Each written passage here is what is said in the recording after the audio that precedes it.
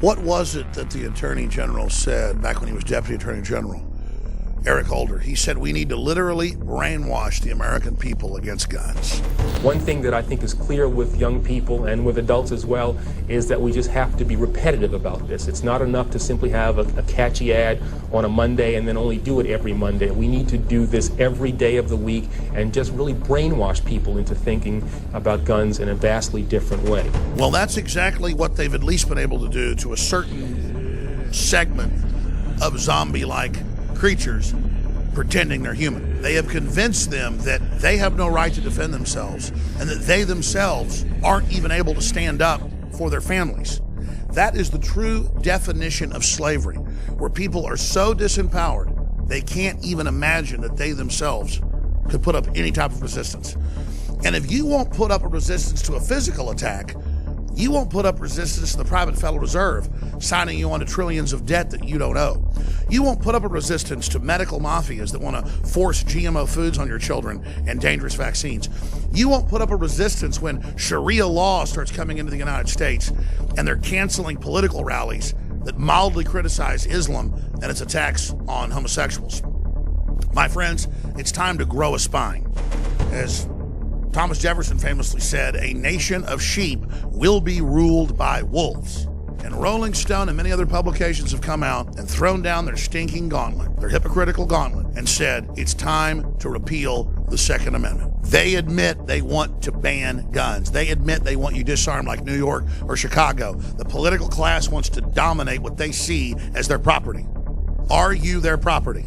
Will you sit there and let their jihadis mow you and your family down? Or will you stand up and become self-sufficient and start defending your family? Really, the choice is up to you. The American birthright started over the attempt to confiscate our guns in Lexington and Concord in 1775, leading to July 4, 1776, and our Declaration of Independence. You've got to decide whether you want that birthright or if you want the birthright of slaves.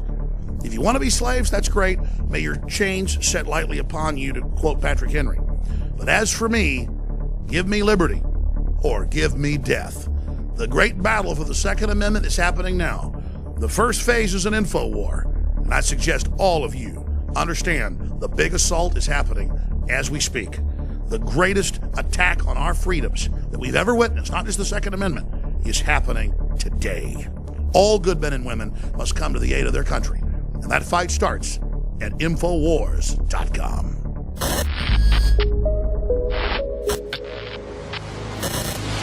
I train hard, I work hard. I'm always looking for the best way to be the best version of myself. During Special Forces selection, it's not like you could ever take the easy road. You can't take steroids to make, being a Special Forces operator easy. I'm always looking for the best and natural way to get myself to the limit.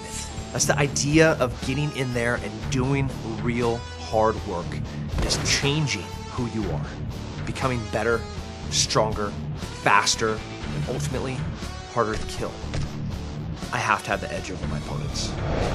I believe that InfoWars products, Super Male Vitality, that gives me the edge. I've been taking it, and I'm still getting faster and stronger every day.